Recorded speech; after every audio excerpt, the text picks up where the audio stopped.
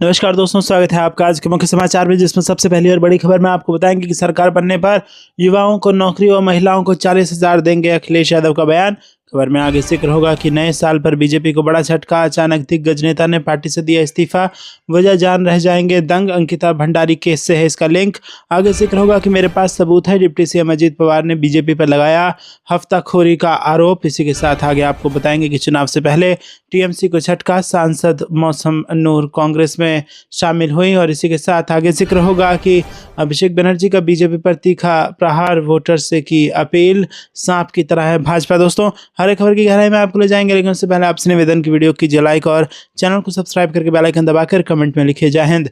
रुक करते हैं सबसे पहली और बड़ी खबर की तरफ। सरकार बनने पर युवाओं को नौकरी व महिलाओं को 40,000 देंगे, अखिलेश यादव का बयान। जी हाँ दोस्तों, आपको बता दें कि समाजवादी पार्टी के राष्ट्रीय अध्यक्ष अखिलेश यादव ने कहा कि भाजपा जनता को गुमराह करने के लिए तरह तरह के हथकंडे अपनाएगी, मंत्रिमंडल विस्तार के नाम पर जनता को धोखा देने के लिए मंत्री बनाएगी और भाजपा को हटाने के लिए सावधान रहकर राजनीति करनी है। सरकार बनने पर हर वर्ग का सम्मान होगा, किसानों और गांव को खुशहाल बनाने के लिए फैसले होंगे, नौजवानों को नौकरी और रोजगार मिलेगा, महिलाओं को हर साल 40,000 रुपये देकर उनकी मदद की जाएगी। सपा मुखिया ने शनिवार को पार्टी मुख्यालय पर नए वर्ष पर बधाई देने आए कार्यकर्ताओं को संबोधित करते हुए कहा कि भाजपा सरकार के भ्रष्टाचार से हर वर्ग त्रस्त है, हर विभाग में लूट मची है, यूरिया खाद से लेकर धान खरीद तक में कालाबाजारी, मुनाफाखोरी और भ्रष्टाचार है। भाजपा सरकार ने प्रदेश की कानून व्यवस्था, स्वास्थ्य, शिक्षा व्यवस्था सभी को बर्बाद कर दिया है। भाजपा जनता को धोखा दे रही है, किसानों को फसलों की कीमत नहीं मिल रही है, दुग्ध उत्पादकों को दूध का सही दाम नहीं मिल रहा है, बिचौलियों मुनाफा कमा रहे हैं और मुनाफाखोरों को सरकार का संरक्षण है। रुक करते हैं अगली ब्रेकिंग न्यूज़ की तरफ। नए साल पर बीजेपी को बड़ा झटका, अचानक दिग्गज नेता ने पार्टी से दिया इस्तीफा, वजह जान रह जाएंगे दंग, अंकिता भंडारी केस से है इसका लिंक। जी हाँ दोस्तों, आपको बता दें कि उत्तराखंड में नए साल की शुरुआत के साथ ही भारतीय जनता पार्टी को बड़ा राजनीतिक झटका लगा है। भाजपा के वरिष्ठ नेता, पूर्व राज्य मंत्री और समाजसेवी भगत राम कोठारी ने पार्टी से इस्तीफा दे दिया है। उनके इस्तीफे की प्रमुख वजह अंकिता भंडारी हत्याकांड को बताया जा रहा है। भगत राम कोठारी लंबे समय से जनहित के मुद्दों को लेकर सक्रिय रहे हैं। अंकिता हत्याकांड में न्याय की मांग को लेकर वो लगातार मुखर रहे और सरकार से ठोस कार्रवाई की मांग करते रहे। उन्होंने कहा कि ये मामला भी आज भी पूरे उत्तराखंड की अंतरात्मा को झकझोर रहा है, लेकिन सरकार और पार्टी स्तर पर अपेक्षित संवेदनशीलता और दृढ़ इच्छा शक्ति नजर नहीं आई। इस्तीफे के बाद कोठारी ने भावुक बयान देते हुए कहा कि अंकिता हमारी बेटी है, ये मामला राज्य में महिलाओं की असुरक्षा का प्रतीक बन चुका है। मैंने लगातार न्याय की आवाज उठाई, लेकिन पार्टी ने राजनीतिक मजबूरियों को प्राथमिकता दी और इसी वजह से मुझे भारी मन से पार्टी छोड़ने का फैसला लेना पड़ा। उन्होंने आरोप लगाया कि मौजूदा सरकार जनता के मूल मुद्दों से धीरे धीरे कटती जा रही है। राज्य आंदोलनकारी होने के नाते कोठारी ने कहा कि उनकी प्राथमिकता हमेशा उत्तराखंड और उसकी जनता रही है और आगे भी वो जनहित की लड़ाई लड़ते रहेंगे। रुक करते हैं अगली ब्रेकिंग न्यूज़ की तरफ। मेरे पास सबूत है, डिप्टी सीएम अजीत पवार ने बीजेपी पर लगाया हफ्ताखोरी का आरोप। जी हाँ दोस्तों, महाराष्ट्र की राजनीति में एक बार फिर हलचल तेज हो गई है। उप मुख्यमंत्री अजीत पवार ने बीजेपी पर बड़ा और सीधा हमला बोला है। एक सार्वजनिक कार्यक्रम के दौरान अजीत पवार ने कहा कि बीजेपी ने पीपड़ी चिंचवाड़ महानगर पालिका में जमकर पैसे लूटे हैं और खुलेआम लूट मचाई है। उन्होंने आरोप लगाया कि बीजेपी हफ्ताखोरी करती है और मेरे पास सारे सबूत हैं। उन्होंने अपने बयान से सीधे तौर पर बीजेपी पर निशाना साधा है। राज्य सरकार में भले ही महायुति के तहत अजीत पवार, बीजेपी और एकनाथ शिंदे साथ मिलकर सरकार चला रहे हों, लेकिन जमीनी स्तर पर तस्वीर अलग दिखाई दे रही है। खासकर महानगर पालिका चुनावों को लेकर सहयोगी दलों के बीच टकराव खुलकर सामने आने लगा है। रुक करते हैं अगली ब्रेकिंग न्यूज़ की तरफ। चुनाव से पहले टीएमसी को झटका, सांसद मौसम नूर कांग्रेस में शामिल हुई। जी हाँ दोस्तों, पश्चिम बंगाल विधानसभा चुनाव से कुछ महीने पहले तृणमूल कांग्रेस को बड़ा झटका लगा है। पार्टी की राज्यसभा सदस्य मौसम नूर शनिवार को कांग्रेस में शामिल हो गई। कांग्रेस ने उनकी पार्टी में शामिल होने को घर वापसी करार देते हुए कहा कि ये इस बात का प्रमाण है कि पश्चिम बंगाल में राजनीतिक मौसम बदल रहा है। मौसम नूर दिल्ली में कांग्रेस मुख्यालय में पार्टी नेताओं जयराम रमेश, पार्टी महासचिव और पश्चिम बंगाल प्रभारी गुलाम अहमद मीर और प्रदेश कांग्रेस अध्यक्ष शुभंकर सरकार की उपस्थिति में कांग्रेस में शामिल हुई। नूर पहले भी कांग्रेस में रह चुकी हैं और वो 2009 से 19 तक कांग्रेस पार्टी से मालदा से 2 बार लोकसभा सदस्य रही हैं। उनका राज्यसभा का कार्यकाल इसी साल अप्रैल में समाप्त हो रहा है और उनके पश्चिम बंगाल में आगामी विधानसभा चुनाव में मालदा से चुनाव लड़ने की संभावना है। रुक करते हैं अगली ब्रेकिंग न्यूज की तरफ। सांप की तरह है भाजपा, अभिषेक बनर्जी का बीजेपी पर तीखा प्रहार, वोटर से की है ये अपील। जी हां दोस्तों, तृणमूल कांग्रेस के राष्ट्रीय महासचिव और सांसद अभिषेक बनर्जी ने शनिवार को भाजपा की तुलना सांप से की। आगामी चुनाव के लिए आबार जितबे बांग्ला अभियान के तहत अलीपुरद्वार में एक रैली को संबोधित करते हुए अभिषेक बनर्जी ने मतदाताओं से कतार में खड़े होकर ईवीएम के जरिए भाजपा को सबक सिखाने की अपील की। वहीं दोस्तों, आपको बता दें कि टीएमसी महासचिव ने कहा कि भाजपा एक सांप की तरह है, अगर आप उसे अपने आंगन में या 1 या 18 सांप रहने देंगे तो वो एक दिन जरूर डसेगा। इस बार चुनाव में ये सुनिश्चित करें कि अलीपुरद्वार में कोई सांप ना बचे। मैं भाजपा से 10 गुना ज्यादा जिद्दी हूं और ऐसे व्यवहार के आगे आखिरकार भाजपा को ही झुकना पड़ता है। रुक करते हैं अगली ब्रेकिंग न्यूज की तरफ। मायावती को पार्टी ने दिया सीक्रेट ऑफर, अगर गठबंधन किया तो बदल जाएगा यूपी का सियासी समीकरण। जी हां दोस्तों, नए साल 2026 में उत्तर प्रदेश की राजनीति में कुछ बड़े बदलाव होने की चर्चा है। जानकारी के मुताबिक जल्द ही योगी सरकार के मंत्रिमंडल का विस्तार होने वाले है और कुछ नए मंत्रियों को इसमें जगह मिलेगी। वहीं कुछ मंत्रियों का पत्ता कट जाने की भी चर्चा है। समाजवादी पार्टी के मुखिया अखिलेश यादव 2026 में अपने पीडीए के नारे को नया विस्तार देने जा रहे हैं, लेकिन बहुजन समाज पार्टी को मिला एक सीक्रेट ऑफर यूपी के सियासी समीकरणों को पूरी तरह बदल सकता है। जानकारी के मुताबिक बसपा सुप्रीमो मायावती इस साल कुछ बड़े और कड़े फैसले ले सकती है। सूत्रों के अनुसार बसपा और कांग्रेस के बीच गठबंधन की अंदरूनी खिचड़ी पक रही है। कांग्रेस के प्रदेश प्रभारी अविनाश पांडे ने मायावती को गठबंधन का ऑफर भेजा क्योंकि कांग्रेस के भीतर एक खेमा ये मानता है कि अगर बसपा के साथ जाएं तो दलित मुस्लिम समीकरण ज़्यादा मजबूत होगा। सूत्रों का ये भी कहना है कि अगर मायावती इस ऑफर को स्वीकार कर ले तो समाजवादी पार्टी के प्रमुख अखिलेश यादव को एक बड़ा झटका लग सकता है। उत्तर प्रदेश में अगले साल 2027 में विधानसभा चुनाव होंगे। अभी चुनाव में काफ़ी समय बाकी है। सभी राजनीतिक दल इस चुनाव में जीत हासिल कर सत्ता में आना चाहते हैं। समाजवादी पार्टी ने तो अभी से तैयारियां शुरू कर दी हैं। रुक करते हैं अगली ब्रेकिंग न्यूज़ की तरफ, जहां पर आपको बता दें कि अजीत पवार की एनसीपी का शरद पवार के नेतृत्व वाली पार्टी में विलय हो जाना चाहिए। संजय राउत ने ऐसा क्यों कहा, आपको बता दें कि शिवसेना उद्धव बाला साहेब ठाकरे के नेता संजय राउत ने शनिवार को कहा कि अजीत पवार के नेतृत्व वाली राष्ट्रवादी कांग्रेस पार्टी का शरद पवार के नेतृत्व वाली एनसीपी शरद चंद्र पवार में विलय हो जाना चाहिए, क्योंकि पुणे और पिंपरी चिंचवाड़ महानगर पालिका चुनावों के लिए दोनों गुटों ने हाथ मिला लिया है। राउत ने यह भी सवाल उठाया कि अजीत पवार द्वारा भारतीय जनता पार्टी शासित पिंपरी चिंचवाड़ महानगर पालिका में भ्रष्टाचार के आरोप लगाए जाने के एक दिन बाद भी वो महायुति सरकार में क्यों है। महायुति में बीजेपी उप मुख्यमंत्री एकनाथ शिंदे के नेतृत्व वाली शिवसेना और अजीत पवार के नेतृत्व वाली एनसीपी शामिल है। राउत ने कहा कि बीजेपी और अजीत पवार ने एक दूसरे पर भ्रष्टाचार के आरोप लगाए हैं। राउत ने पत्रकारों से कहा कि तो फिर आप सरकार में क्यों हैं, उन्हें शरद पवार के पास वापस आ जाना चाहिए। अब जब आपने पुणे और पिंपरी चिंचवाड़ में गठबंधन कर लिया है तो अजीत पवार को बीजेपी के नेतृत्व वाली सरकार छोड़ देनी चाहिए और मूल एनसीपी में मिला देना चाहिए। वर्ष 2023 में अजीत पवार कई विधायकों के साथ बीजेपी की नेतृत्व वाली महायुति सरकार में शामिल हो गए थे, जिसे एनसीपी 2 गुटों में विभाजित हो गई थी। रुक करते हैं अगली ब्रेकिंग न्यूज़ की तरफ। कांग्रेस ने की 8 जनवरी से मनरेगा बचाओ संग्राम की घोषणा। 25 फरवरी तक गांव से लेकर प्रदेश स्तर तक होंगे कार्यक्रम। जी हां दोस्तों, कांग्रेस पार्टी ने शनिवार को कहा कि वह आगामी 8 जनवरी से मनरेगा बचाओ संग्राम की शुरुआत करेगी, जिसके तहत ग्राम स्तर से लेकर प्रदेश स्तर तक कई कार्यक्रम करने के साथ ही देश के अलग अलग हिस्सों में 4 बड़ी सभाएं आयोजित की जाएंगी। पार्टी का यह अभियान 25 फरवरी तक जारी रहेगा। कांग्रेस पार्टी के राष्ट्रीय अध्यक्ष मल्लिकार्जुन खड़गे ने एक्स हैंडल पर पोस्ट किया कि भारतीय राष्ट्रीय कांग्रेस ने स्पष्ट रूप से 3 मांगे रखी हैं। बीवी ग्रामजी अभियान को वापस लिया जाए, मनरेगा को अधिकार आधारित कानून के रूप में बहाल किया जाए, काम का अधिकार और पंचायतों का अधिकार बहाल किया जाए। इसीलिए हमने देशव्यापी मनरेगा बचाओ संग्राम की शुरुआत की है। मनरेगा कोई चैरिटी नहीं है, ये एक कानूनी गारंटी है। करोड़ों गरीब लोगों को अपने गांव में रोजगार मिला। मनरेगा ने भूख और मजदूरी में पलायन को कम किया, ग्रामीण मजदूरी बढ़ाई और महिलाओं की आर्थिक गरिमा को मजबूत किया। रुख करते हैं अगली ब्रेकिंग न्यूज़ की तरफ। सुप्रिया श्रीनेत ने एनजीओ ग्राम के सर्वे की खोली पोल, तथ्यों के साथ विश्वसनीयता पर उठाए सवाल। जी हां दोस्तों, कांग्रेस की राष्ट्रीय प्रवक्ता और सोशल मीडिया डिजिटल प्लेटफॉर्म्स की चेयरपर्सन सुप्रिया सुनीत ने एनजीओ ग्राम के पीएम मोदी से लिंक की पोल खोलते हुए इसके द्वारा किए गए उस सर्वे पर सवाल उठाया है जिसमें दावा किया गया है कि अधिकांश नागरिक चुनाव और ईवीएम पर भरोसा करते हैं। श्री नेत ने इस सर्वे को अविश्वसनीय करार देते हुए इसकी निष्पक्षता पर सवाल खड़े किए हैं।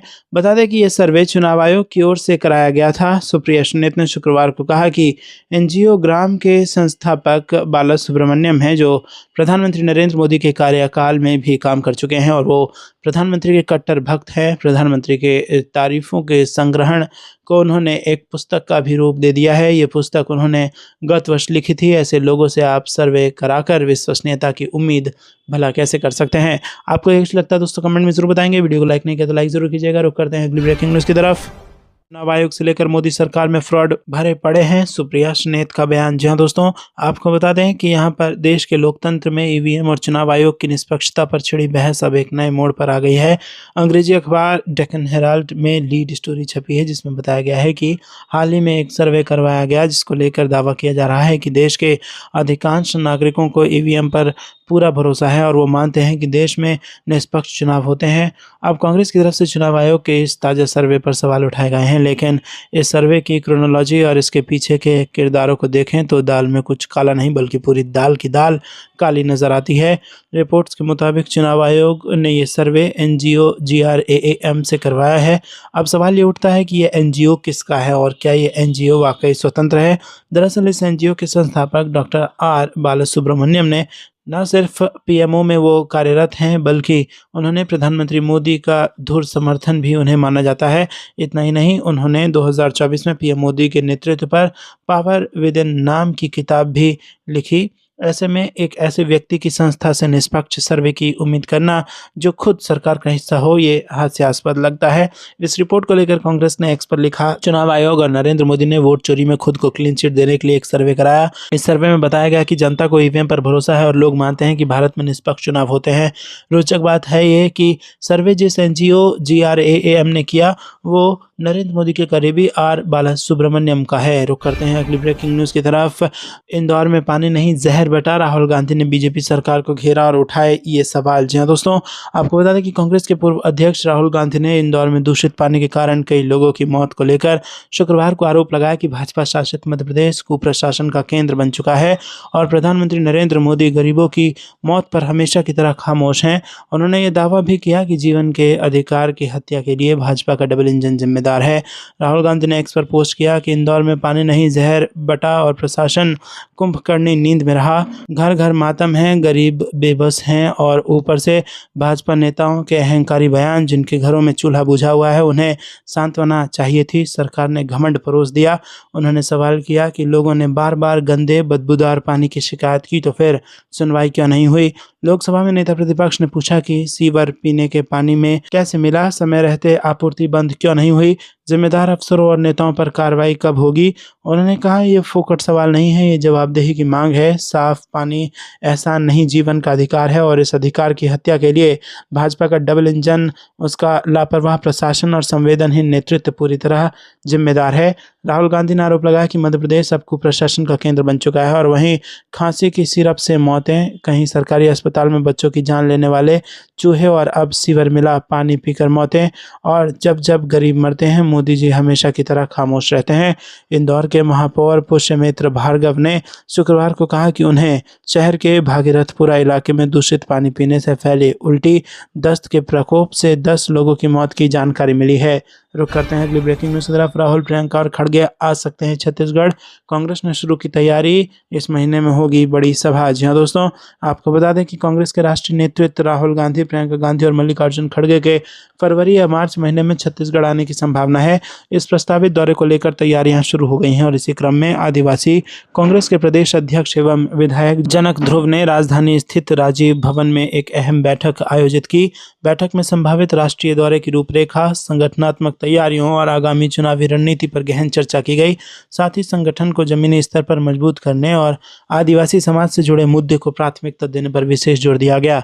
बैठक के दौरान आदिवासियों के जल, जंगल और जमीन से जुड़े अधिकारों की सुरक्षा को लेकर आगे की रणनीति पर भी विस्तार से मंथन हुआ। जनक ध्रुव ने कहा कि आदिवासी कांग्रेस लगातार आदिवासी समाज के हक और अधिकारों की लड़ाई लड़ती रही है और आगे भी ये संघर्ष जारी रहेगा। रुक करते हैं अगली ब्रेकिंग न्यूज़ की तरफ। एसआईआर की डिलीटेड लिस्ट की मॉनिटरिंग के लिए कांग्रेस ने हर जिले में बनाई कमेटी। अजय राय बोले, गरीब भाजपा की नीतियों से त्रस्त। जी हाँ दोस्तों, आपको बता दें कि यूपी में विशेष गहन पुनरीक्षण प्रक्रिया को लेकर चुनाव आयोग ने चौंकाने वाले आंकड़े बताए हैं। जारी आंकड़ों के मुताबिक 2.89 करोड़ मतदाताओं के नाम कटने तय हैं। राजधानी लखनऊ में रिकॉर्ड 12 लाख से अधिक नाम हटे हैं और इसे लेकर अब कांग्रेस सतर्क हो गई है। यूपी कांग्रेस अध्यक्ष अजय राय ने एसआईआर की डिलीटेड लिस्ट की मॉनिटरिंग के लिए हर जिले में जिला और शहर कांग्रेस कमेटी के अध्यक्षों के सहयोग से वरिष्ठ नेताओं की कमेटी का गठन किया गया है। कमेटी एसआईआर की गतिविधियों की निगरानी करेगी और साथ ही कार्यकर्ताओं को ये बताया जाएगा कि वोटर लिस्ट में कटे हुए नामों का भौतिक सत्यापन कर सुनिश्चित करेंगे, जिससे कोई भी वैध मतदाता का नाम ना कटे और फर्जी नाम ना जुड़ सके। उत्तर प्रदेश कांग्रेस अध्यक्ष अजय राय ने कहा कि संविधान ने देश के आम आदमी को सबसे मजबूत अस्त्र वोट का अधिकार दिया है। पिछले दिनों वरिष्ठ नेता राहुल गांधी ने तथ्यात्मक आंकड़ों के साथ साबित किया है कि भाजपा और चुनाव आयोग के नापाक गठजोड़ से बिहार, मध्य प्रदेश, महाराष्ट्र, हरियाणा में वोट चोरी हुई। और उन्होंने कहा कि ऐसी स्थिति में उत्तर प्रदेश के हर कांग्रेस कार्यकर्ता को 1 महीने लगातार गरीब, अनुसूचित जाति, पिछड़ी जाति और अल्पसंख्यक समुदाय की मदद कर उनके वोट की रक्षा करनी है। भाजपा जानती है कि ये वर्ग अधिकांश उनका वोटर नहीं है और वो भाजपा की गरीब विरोधी नीतियों से त्रस्त हैं। रुक करते हैं अगली ब्रेकिंग न्यूज़ की तरफ। इंदौर में दूषित पानी से मौत मामले में जीतू पटवारी की मांग, इस्तीफा दें कैलाश विजयवर्गीय। जी हाँ दोस्तों, मध्य प्रदेश के इंदौर में दूषित पानी से हुई मौत पर कांग्रेस ने एक बार फिर हमला बोला है। कांग्रेस के प्रदेश अध्यक्ष जीतू पटवारी ने इन मौतों को सीधे तौर पर हत्या करार दिया है और प्रकरण दर्ज किए जाने की मांग की है। वहीं यूथ कांग्रेस ने इंदौर की घटना पर विरोध प्रदर्शन दर्ज कराया है। कांग्रेस के प्रदेश अध्यक्ष पटवारी ने मीडिया से बातचीत करते हुए कहा कि सरकार की ओर से जो बयान आ रहे हैं वो पूरे घटनाक्रम पर पर्दा डालने की कोशिश है। पटवारी ने कहा कि जहरीला पानी पीने से 15 लोगों की मौत हुई है और अगर इसके लिए किसी को दोषी ठहराया जाए तो स्वाभाविक तौर पर इसके लिए सत्ता का अहंकार और भ्रष्टाचार सबसे घातक हथियार है। यह हत्याएं हुई हैं। मंत्री कैलाश विजयवर्गीय ने कहा है कि अधिकारियों में और महापौर में समन्वय की कमी है और सीएम मोहन यादव ने भी कहा है कि अधिकारियों की कमी है। वहीं महापौर ने भी अधिकारियों द्वारा उनकी बात न सुने जाने का आरोप लगाया है। रुक करते हैं अगली ब्रेकिंग न्यूज़ की तरफ। ग्राम पंचायत कमेटियों का गठन, मीनाक्षी नटराजन होंगी शामिल। 5 जनवरी से मनरेगा पर कांग्रेस का विरोध प्रदर्शन होगा शुरू। जी हाँ दोस्तों, महात्मा गांधी राष्ट्रीय ग्रामीण रोजगार गारंटी अधिनियम में किए गए कथित बदलावों के विरोध में जिला कांग्रेस कमेटी ने आंदोलन शुरू करने की घोषणा की है। अखिल भारतीय कांग्रेस कमेटी और मध्य प्रदेश कांग्रेस कमेटी के निर्देश पर जिले भर में विरोध प्रदर्शन यहाँ पर जारी है। रुक करते हैं अगली ब्रेकिंग न्यूज़ की तरफ। वो साल दूसरा था, ये साल दूसरा है। क्या आरजेडी में लौटने की तैयारी में है तेज प्रताप यादव? घर वापसी की अटकलें तेज। जहाँ दोस्तों, बिहार के पूर्व मुख्यमंत्री लालू प्रसाद यादव के परिवार में लंबे समय से चली आ रही कलह की खबरें किसी से छिपी नहीं है, लेकिन 1 जनवरी 2026 को राबड़ी देवी के 67वें जन्मदिन पर उनके बड़े बेटे तेज प्रताप यादव ने एक ऐसा कदम उठाया जिसने राजनीतिक गलियारों में नई चर्चा छेड़ दी। तेज प्रताप ने 7 महीने बाद मां के घर पहुंचकर न सिर्फ केक काटा बल्कि सोशल मीडिया पर 2 भावुक तस्वीरें शेयर की। पहली तस्वीर में वो मां राबड़ी के साथ केक काटते नजर आ रहे हैं, जबकि दूसरी पुरानी फैमिली फोटो है जिसमें लालू यादव, राबड़ी देवी, तेजस्वी यादव और सभी बहनों एक साथ मुस्कुराते दिख रहे हैं। इस पोस्ट ने सवाल खड़े कर दिए कि क्या तेज प्रताप की घर वापसी हो रही है। बता दें कि तेज प्रताप यादव के घर वापसी के संकेत वाली ये घटना तब हुई जब परिवार के कई सदस्य दूर थे। लालू प्रसाद यादव दिल्ली में इलाज करा रहे थे, जबकि तेजस्वी यादव कथित तौर पर यूरोप टूर पर हैं। फिर भी तेज प्रताप यादव का अचानक 10 सर्कुलर रोड स्थित राबड़ी निवास पहुंचना सबको चौंका गया। सूत्रों के मुताबिक ये सुबह ही पहुंचे और मां को सरप्राइज किया और यहां पर राष्ट्रीय जनता दल के कार्यकर्ताओं और नेताओं ने भी राबड़ी देवी को जन्मदिन की बधाई दी, लेकिन तेज प्रताप की मौजूदगी ने समारोह को खास बना दिया। रुक करते हैं अगली ब्रेकिंग न्यूज़ की तरफ। मोदी सरकार में पूर्व सैनिक अंशदायी स्वास्थ्य योजना खत्म होने के कगार पर पहुंची, कांग्रेस का बयान। जी हाँ दोस्तों, कांग्रेस ने नियंत्रक और महालेखा परीक्षा की रिपोर्ट का हवाला देते हुए शुक्रवार को दावा किया कि नरेंद्र मोदी सरकार द्वारा पैसे का उचित आवंटन नहीं करने के कारण पूर्व सैनिक अंशदायी स्वास्थ्य योजना खत्म होने के कगार पर पहुंच चुकी है। पार्टी के पूर्व सैनिक विभाग के प्रमुख कर्नल रोहित चौधरी ने सरकार से आग्रह किया कि इस योजना के लिए हर साल 14,000 करोड़ रुपए की राशि आवंटित की जाए। वहीं चौधरी ने संवाददाताओं से कहा कि जवानों को यह भरोसा रहता है कि सेवानिवृत्ति के बाद सरकार उनका और उनके परिवार का ध्यान रखेगी, लेकिन मोदी सरकार इस भरोसे के साथ खिलवाड़ करने की कोशिश कर रही है। 2003 में सरकार द्वारा पूर्व सैनिकों के लिए पूर्व सैनिक अंशदायी स्वास्थ्य योजना शुरू किया गया था। कहा गया था कि ये एक कैशलेस और कैपलेस योजना होगी। उन्होंने दावा किया कि कैग की रिपोर्ट में बताया गया है कि इतने दिनों में पूर्व सैनिकों की तादाद बढ़ती जा रही है, लेकिन सरकार ने उसके हिसाब से ना कोई व्यवस्था बनाई और ना ही पैसों का आवंटन बढ़ाया है। दोस्तों, आपको ये कुछ लगता है कमेंट में जरूर बताइए। वीडियो को लाइक नहीं किया तो लाइक जरूर कीजिएगा। रुक करते हैं अगली ब्रेकिंग न्यूज़ की तरफ। राहुल गांधी वही काम कर रहे हैं जो श्री राम का था, अयोध्या ना जाने पर बोले कांग्रेस नेता नाना पटोले। जी हाँ दोस्तों, यहाँ पर लोकसभा में नेता प्रतिपक्ष राहुल गांधी के अब तक अयोध्या न जाने को लेकर उठ रहे सवालों पर कांग्रेस के वरिष्ठ नेता नाना पटोले ने तीखी प्रतिक्रिया दी है। नाना पटोले ने कहा कि राहुल गांधी भगवान राम के ही आदर्शों पर चल रहे हैं।